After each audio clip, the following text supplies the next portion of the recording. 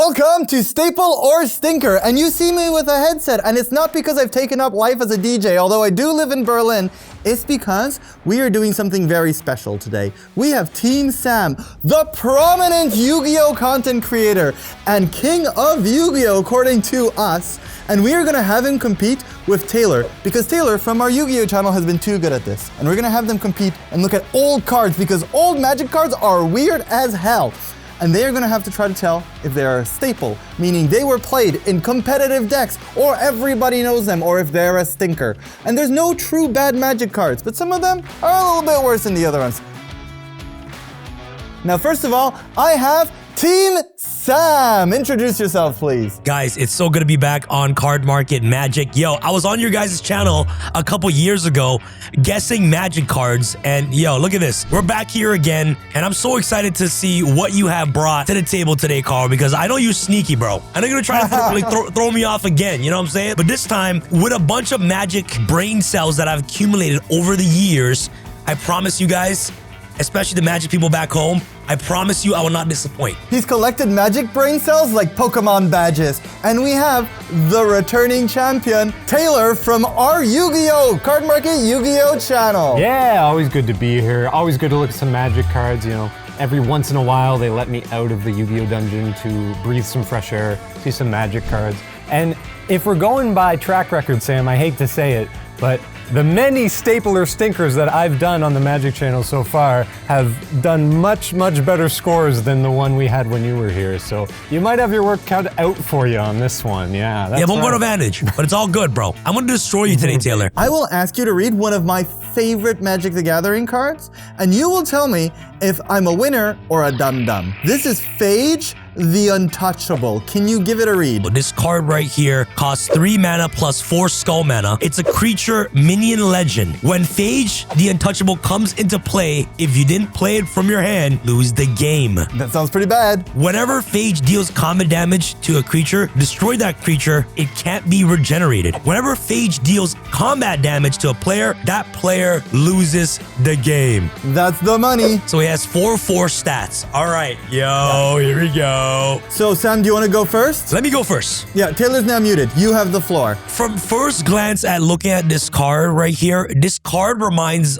us Yu-Gi-Oh players of those match winners. And match winners in Yu-Gi-Oh are all banned. Oh, what's a match winner? Can you give me an example? Literally, the last line of Phage the Untouchable is literally every match winner in Yu-Gi-Oh. Oh, that's why it's a match winner. It connects once, and then you win the match. Not only does it connect once, but if you like deal damage to your opponent and you reduce your opponent's life points to 0, you win the match. It's actually, you actually don't even win the game.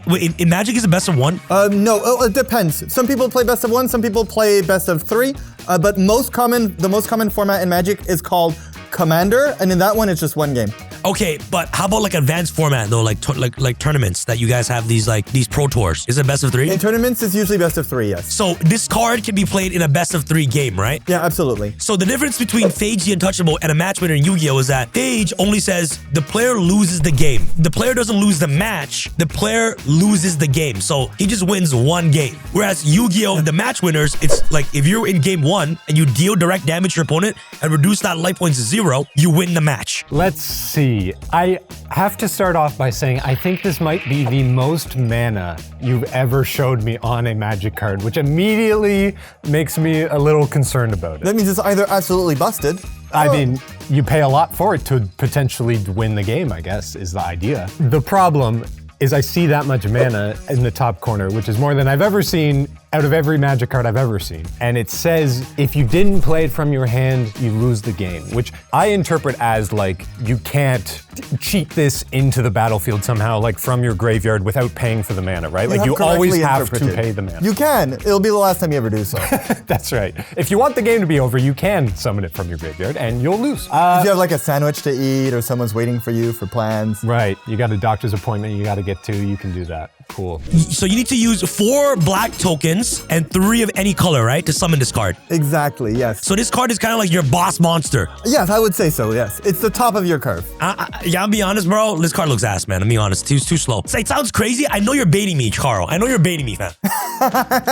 What's that black card that you showed me last time? The guy that says you cannot lose the game. Oh yeah, I showed you Lich's Mastery. That card fooled so many Magic players. You baited me with Lich's Mastery, and I'm telling you, I'm not getting baited by this Phage the Untouchable. She's definitely touchable, for sure. She costs too much, okay? And she's ass. I'm locking that in right now, fam. Sadly, I don't see this effect actually going off very often, and I'm going to have to say this is a stinky card. I've spoken to both of you. Both of you have given your opinions on Phage the Untouchable, and it's that she is very touchable, in the words of Sam. And you said she is ASS, and unfortunately, that is correct. It is the classic old card. Old cards are weird. It has the word regenerate on it, and that means nothing today. But these cards at the time used to blow the minds of casual players. It was one of the first cards that would just make your opponent lose the game. Unfortunately, not being able to cheat in your 7-mana spell, both of you identified it, that's just too much. Both of you are correct. You're moving on to the next round. I will show you another card. This time, it's Taylor's turn to read it. Okay, we have Gamble. This is, these old frames are so cool. It's 1 red mana sorcery. Search your library for a card, put that card into your hand, and then discard a card at random.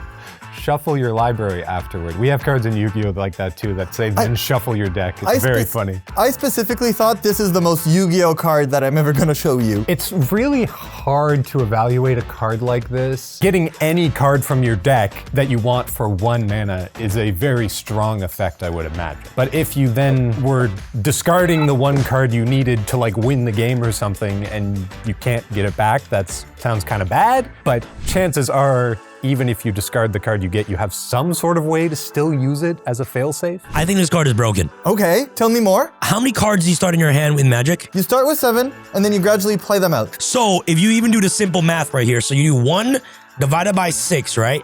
You have a 16% chance of discarding the card that you search, but the upside is over 80% of getting the card that you want added to your hand. Not only that, this card is so low in cost, I think the upside is worth more than the downside in Yu-Gi-Oh! If we have a card, do you guys know Reinforce the Army? That card is at 1, all right? It searches any warrior, okay? There is no card in Yu-Gi-Oh! That says search any card, bro. I would take that deal, I think. I will tell you that Magic is a little different to Yu-Gi-Oh! And you don't usually know the card you need by turn 1. Like, usually the I guess that's true because you guys have mulligans, right? So you can like reset your hand at the start of the game Yes, if you don't like your hand, you have a free gamble. You actually have a lot of free gambles. I do still think it's enough to want to play this card. Getting any card from your deck has to be good. I mean, we have cards in Yu-Gi-Oh! Like Upstart Goblin, which is like give your opponent life to just draw 1 card, and then you're essentially like shrinking the size of your deck, right? And that's good enough to see play in Yu-Gi-Oh! I imagine having any card you want from your deck as long as you have this in your hand. I think I'm a gambling man. I think I'm gonna take this deal. There's no way. Like, there's just no way this card is ass. Both of you have opinions on this card, and they're the same one. Both of you said that gamble is worth the gamble. And you are both correct, but not for the right reasons. You did a backflip, but still landed it, but has somehow landed on your hands. I don't know. Gamble is a broken Magic card. It's a game changer in Commander.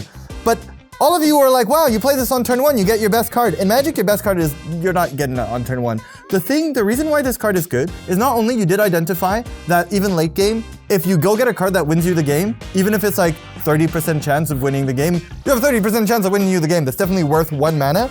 But in Magic, a lot of cards you can play from either your hand or your graveyard. Imagine a Monster Reborn that you could also play from your graveyard. So if you gamble for that, whether you keep it in your hand or you discard it, it's still a hit. You still get to do it. Yeah. So in Magic, you usually go get cards like Life from the Loam, or you go get cards from Unburial Rites, for example, because you will always get to play it. If you put it in your hand, you get to play it twice. If you put it in your graveyard, you play it once. But this card is nuts. It's funny because a lot of people say that old Magic is a lot like Yu-Gi-Oh!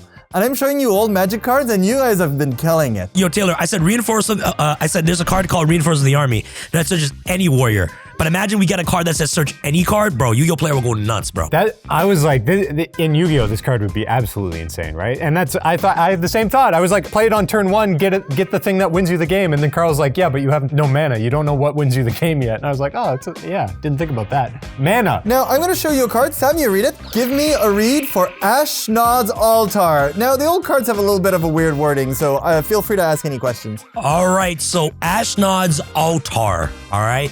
This card costs 3 of any mana. It's a poly artifact, so 0. Sacrifice one of your creatures to add 2 colorless mana to your mana pool. This effect is played as an interrupt. You may not sacrifice a creature that is already on its way to the graveyard. Old Magic cards are weird. What is this? Basically, at any time, you can sacrifice a creature to get 2 mana. Ignore all the rest. It's just fluff. You know, like when you read a page of like a newspaper and then you go, I didn't understand a word I just read. That's Old how Magic I feel. is like your drunk uncle at Christmas. He's trying to tell you a story, and he is trying, but... Yo, Taylor, I don't know if this is me, but I thought this card says ass tard. Sorry. Or ass nods altar or something. I don't know, bro. It's close enough. Ass altar, is that a hint? I guess we'll find out. So this is not an instant, right? Like I can't activate this on my opponent's turn. You can activate it whenever you want. That's why it says play doesn't interrupt. Now, that just means you can play it whenever. Oh, so it's a hand trap. No. So you pay 3 mana at one point in the game in Magic the Gathering. This is on the battlefield, and then as many times as you want, at any moment, you can just sacrifice a creature, even during your opponent's turn, to add 2 mana. But that 2 mana can only be used to play colorless spells. What does that mean? You may not sacrifice a creature that is already on its way to the graveyard. What does that mean? It's old Magic words. Pretend that's not there. It's basically so people didn't think they could sacrifice the same creatures many times. I'm sacrificing 1 monster to get 2 cards, to get 2 manas. How do I add these 2 colorless mana? Is it like actual 2 mana colorless? So they kind of float. Like you'll add the mana, and then you can use it during your turn to pay for the rest of your spells. And do those stay forever or no? No, they once you use them, it's as if I gave you $2, and you have $2. You don't need to use them immediately, but once you spend them, they're spent. You've lost your $2. And colorless mana, that doesn't require anything specific, right? So it's only the ones with the costs that have a number. So like on Phage Untouchable, the 3, you could pay for that. How many creatures can you have at once? You could have so many that you break the online client arena. What does that mean? Oh, yeah, you can bug it out because you can have like you can have infinite creatures in Magic. You can have but infinite you can creatures. also often just have like 3. Infinite creatures, he says, and expects me to not like And you have to completely count them, too. change my evaluation of this card. And you got to tribute 1 to get 2. So that means you're trading 4 cards to get 2. No, this card's ass. Okay.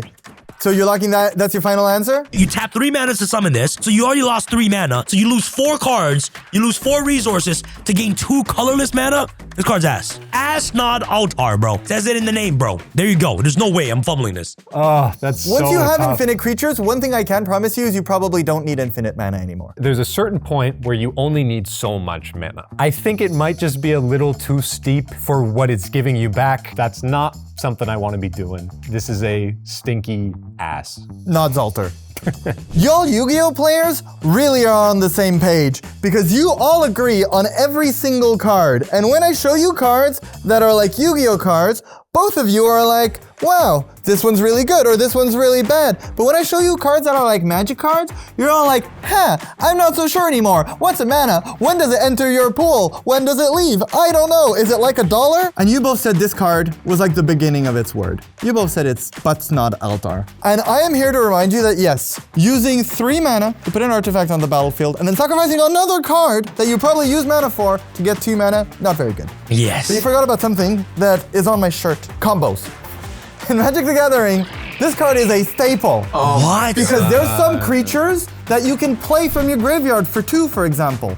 So what about sacrificing infinite creatures? Playing infinite creatures? He almost let it slip. He fooled me. I was like, how many creatures can you have on the battlefield? He said, you can have infinite creatures. You I was can! like, what? Thanks to this card!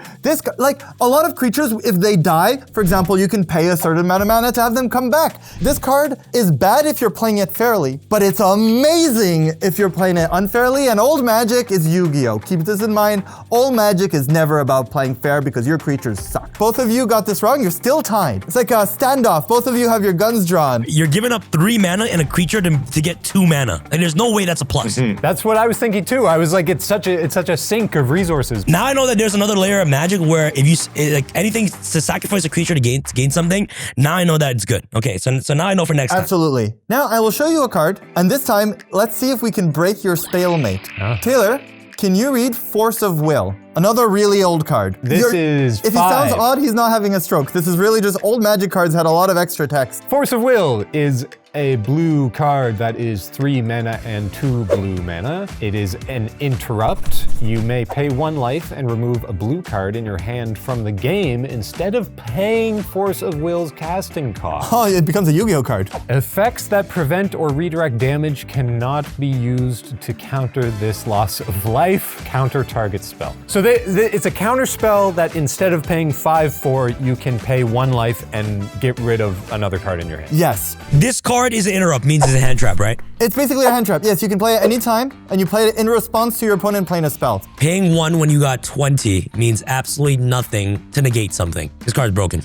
Ooh, really quickly said. Okay, tell me why. Bro, so let's say that your opponent's paying like 5 mana to activate a spell, right? You literally pay 1 life, discard 1 shitty blue card, pay no cost other than 1 life and banishing a blue card, negate it. What? Magic players won't agree you calling a blue card shitty. It doesn't matter. A blue card could be a land, right? No. Lands are the only things that can't be blue. Keep in mind you're spending 2 cards to get rid of 1 card. Oh, I'm playing my card that wins me the game, and you get to go, haha, it cost me 1 life to not lose the game and a card in my hand, right? That sounds like an excellent trade. Yeah, it does. That sounds like a crazy deal. It sounds like I would be super upset if I played my game-winning card and someone just did this to me. Maybe Magic's not for me if that's the kind of game you guys are playing, to be honest. Well, this card feels very Yu-Gi-Oh! I picked it specifically because it's one of the Yu-Gi-est cards I could look at. It is very like hand trappy, right? Like you're spending not a lot to completely stop your opponent from what they're doing. And I feel like that has to be good in any card game. Is this Ash Blossom? You guys tell us. I mean, it seems stronger than Ash Blossom because it's Ash Blossom that you can play on anything. It says counter target spell. Is that only like other like everything spells that's not that a land? Playing? Everything that's not a land. Oh yeah, in Yu-Gi-Oh! You have a thing called spell. In Magic, spell just means card. This card has to be insane.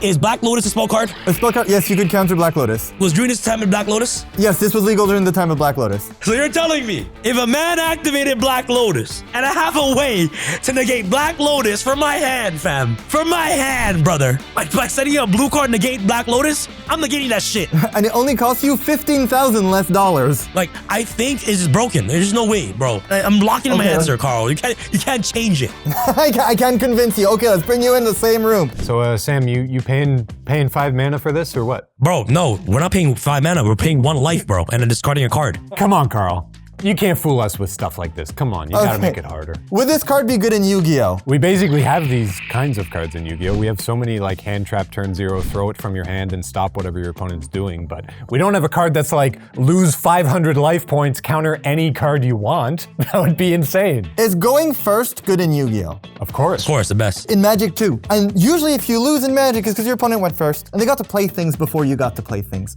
What if you let them not do that? This card is bananas. When Magic gets closer to Yu-Gi-Oh, like old Magic was, or the really powerful formats that can play Black Lotus, for example, this card just saves your life time and time again. And I have 1 card to show you. And hopefully, this is gonna be the breaker. Sam, please read me. This also has Force in it, so maybe it's restricted to 1, who knows? Please read Force Bubble. Force Bubble. This card requires 2 of any mana plus 2 lightning mana. 2 white mana. 2 white mana, okay. Enchantment. So if damage would be dealt to you, put that many depletion counters on Force Bubble instead. Okay, so this card takes the damage. When there are 4 or more depletion counters on Force Bubble, sacrifice it. At the end of the turn, remove all depletion counters from Force Bubble. Oh my god. Wait, enchantment means it stays on the field forever, right? Yeah. Very few cards will destroy an enchantment. So, spoken in the words of a human, instead of an old Magic card, this is if you don't take damage unless they deal more than 4 damage to you. Even if they do 17 damage in one turn, you don't take that damage, but you lose this. What makes me really think this card is good is the fact that if they can only deal 4, if they don't deal that much damage, this card resets. Every turn. Every turn, which is kind of crazy. If you guys want to know some Yu-Gi-Oh history here, back in old Yu-Gi-Oh, there's a card called Level Limit Area A and Level Limit Area B. There's also a card called Messenger of Peace. And back in Yu-Gi-Oh, there used to be a deck called Clowns, okay, where they play Crash Clown, and I believe, I forgot the other clown's name, but there was 2 clowns. They have effects whenever they're switching from attack position to defense position, right? And Level Limit Area B prevents your opponent from basically attacking your monsters. It's like a stun card. And I think this card would be a good stun card. Can you get rid of the counters other than just the end of the turn thing? So Magic is weird and wonderful. There are cards that will say remove all counters from target card. One of my favorite combos is a land that enters with 10 counters, and once you remove all of them, you get a 20/20 flying indestructible. Nice. But usually you have to remove 10 counters. But there's a card that for 2 mana, you just remove all the counters from a card. If you have an effect like this, it seems to indicate your deck is going to be built around like survival, right? You're just going to be more about building yourself up and like swatting your opponent down than like actually trying to kill them. You just sort of wait until the inevitable like heat death of the universe, basically, where there's no way for them to kill you anymore, and then you just win the game. Maybe I'm wrong. The more I talk about it, I think I'm gonna say this is a staple. I think you're really trying to trick us with this one, and it's like probably right on the fence. Maybe it's not, but I think this could be a very good card. I'm thinking in comparison to Lich's Mastery here, where it says when Lich's Mastery is on the field, you cannot lose the duel. But when you cannot lose the duel, you cannot win either. Like it doesn't really do nothing. You know what I'm saying? But you have to play it on turn 4, bro. This card is no, I think this card is ass. Never mind. So what changed your mind? If I can out-resource you in card advantage, I'd win the game in the long run anyways. Sure, you block me for 1 turn, okay? Next turn, I'm gonna kill you. At that point, if you're like, oh, I'm gonna block you for 1 turn, that means you're already dead. That means that you just die the next turn. Yeah, that would be correct. No idiot would just mindlessly go 3, attack 3 every turn. Like, you're obviously set up for it. Deal more than 4 damage so you can get rid of this card. No, there's no way. This card's ass, bro. Like, I'm locking that shit in. This card's shit. Sam, finally, both of you have different answers. I showed you a non-Yu-Gi-Oh card, and apparently the Yu-Gi-Oh cards, you get them immediately. They're either good or they're bad. If they feel like Yu-Gi-Oh, you're in your wheelhouse, you're at home. But if I show you a weird Magic type card like this one, you get confused. Would this card be good in Yu-Gi-Oh? No. No, not at all. Oh wow, consensus. Okay. Preventing damage, not good in Yu-Gi-Oh. But let's say it's not 4. Let's say it's like 6,000. I mean, in Yu-Gi-Oh, it's just so important to like stop your opponent's line, like whatever their combo is that they're doing. It doesn't matter if you prevent the damage if they've already kind of like built their board, right? For example, like you'd only play this in a stun deck. Yeah, Level Limit Area B and Gravity Bind and all those kinds of cards. If you were to play this in Yu-Gi-Oh, but those decks aren't really that good. They have counters to it in the side deck. Just tell me the answer, man. I'm excited. Okay. All right. Because one of you's gonna win. One of you walks out of here, king of Magic and Yu-Gi-Oh, just king. Because this card is almost there. It's on the edge, it's on the fence, but unfortunately it's just not there, but I cheated. It's not exactly your fault. One of the reasons why this card is just not good enough. Yes! No. I'm sorry, Taylor. One of the reasons this card is not good enough is because there are other cards in Magic who do this for less. Oh, that's such a scam! The effect is good! The effect is good. If it cost less, for example, it would be good. If there wasn't other cards that did this, it would be good. But there's some cards that for 3, creatures can't attack you unless they pay 2 for every creature. If those didn't exist, this would be played in all the Pillow Fort decks. Any deck that is just building up enchantments that make you hard to attack is a very traditionally popular archetype in Magic, and because it's popular, they printed a lot of cards to do that. They've made better versions. There's model 2, 3, 4, 5, and 6. This is the iPod. That means that Sam, well, you guys both got one wrong, but Sam has 1 more point than Taylor. We're gonna have to do this again. If you enjoyed this, we're doing the same thing on Sam's channel as well. It'll be shown right here at the end of the video. In the meantime, thanks for watching, and now go watch Sam's channel to watch me break more Yu-Gi-Oh cards. No, wait, Magic, I know what I'm doing. I swear this is my job. I'll get you next time, Sam! I told you I'd win. Are those Yu-Gi-Oh voices? Yeah, I was trying to be a Weevil there. I told you I'd win. I'll see you on the duel field, Sam. See what we're missing out by Magic not having a TV show?